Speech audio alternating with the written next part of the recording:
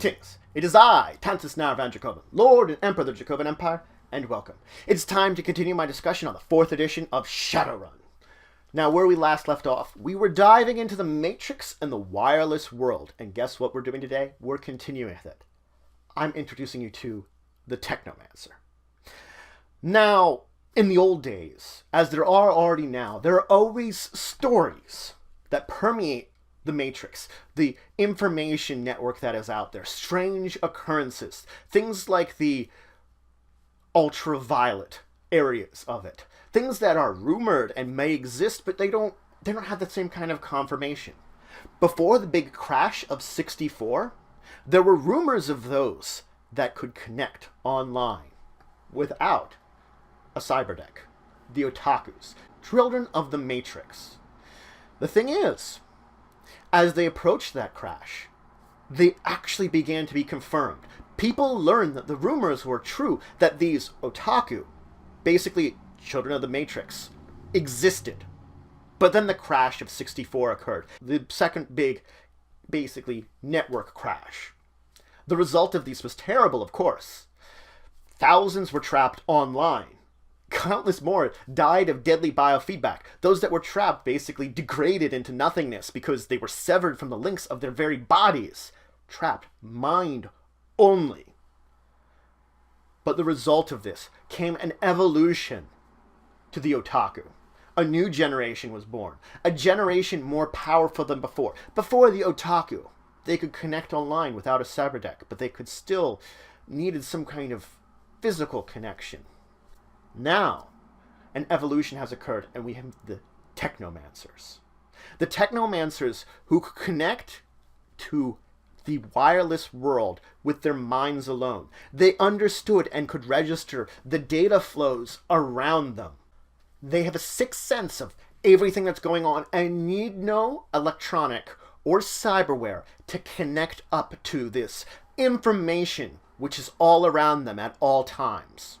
Now, the exact reason behind this is hard to say.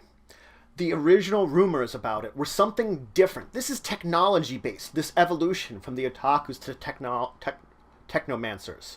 Originally, it's a lot of things that happened in the Sixth World were paranatural, basically beyond what normally would be supernatural to something paranatural, something unusual. But this was technology-driven. And their brains have changed in such a way that no one quite understands how Technomancer's brain works still. They don't understand how it can connect up the way it does. It is a true mystery. But it is known that Technomancers, they are used to the buzz of the data all around them. It's almost reassuring. It's something they look for. So if they get into an area where they don't feel that buzz, where the wireless signals are no longer around them, they become agitated and annoyed. So they have this very connection to the data world, to the wireless world, that they feel reassured having. Now, Technomancers have a unique attribute called resonance. Resonance is the measure of how well their brains can connect up to the Matrix in the wireless world, how well they can connect to it. Now, resonance, beyond being a basic attribute that represents this, does limit other things to do with their character. Their living persona, which I'll talk about in just a minute, each of their attributes on their living persona is limited by their renaissance. So not only do you figure out what your living persona's normal attributes would be, if this attribute would be higher than your resonance, it caps out at your resonance. So you can see resonance is very important to a Technomancer. It limits some of their own abilities when it comes to interacting with the Matrix. Now, it is incredibly similar to magic, the actual attribute magic, when it comes to cyberware and bioware. Effectively, anything that affects your essence, just like that effect on your essence, hurts your magic, it hurts your resonance.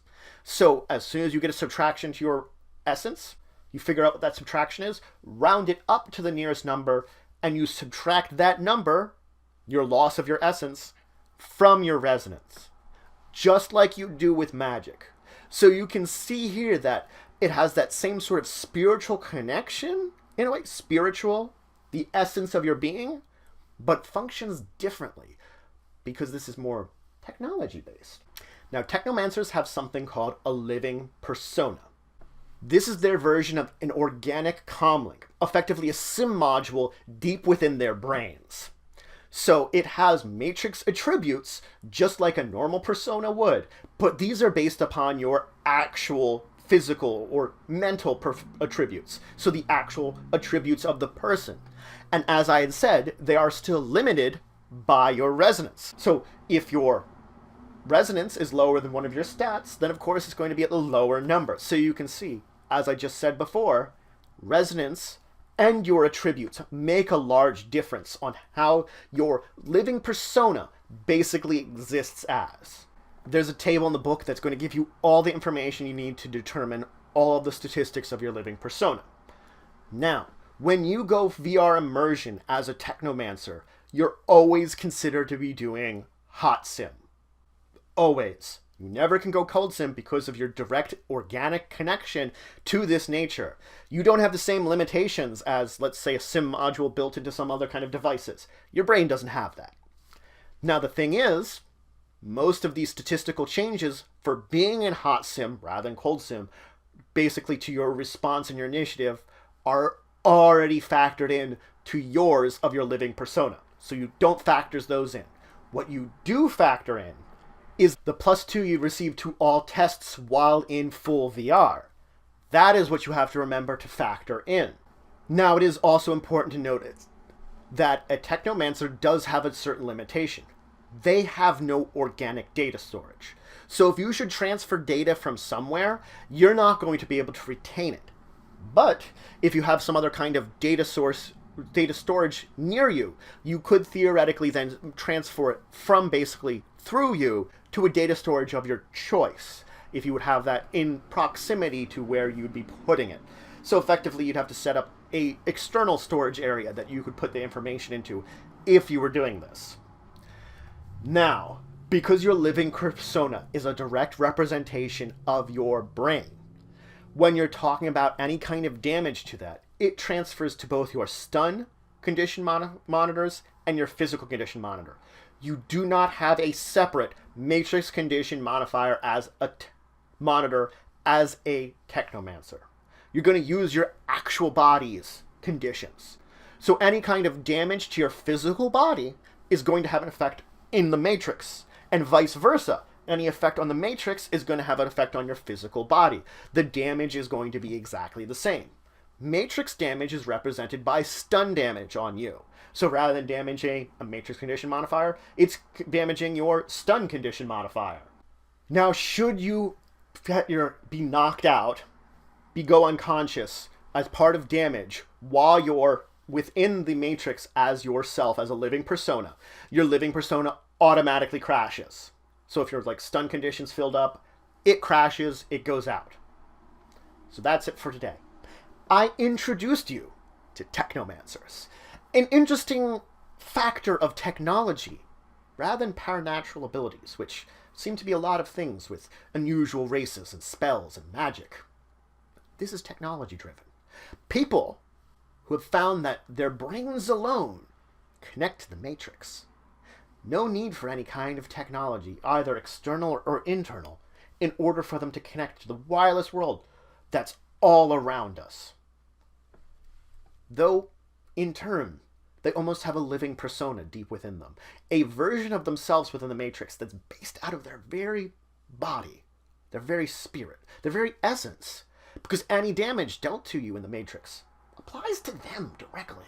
They can get hurt in the matrix. Damage dealt to their living persona functions as stun damage.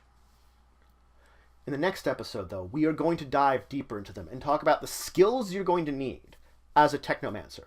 Talk about their complex forms, the versions of programs they have, and sprites. The version of agents, basically spirits of the matrix that they can summon, create, compile to serve them. But if you have any questions, comments, anything you would say, anything you think I left out, please leave in the comments below. Please like, share, and subscribe. It shows support the channel, the Empire, the work I do. If you want to show some extra support, you could always check out my Patreon, link in the description below. But regardless, Until the next time, I bid you farewell.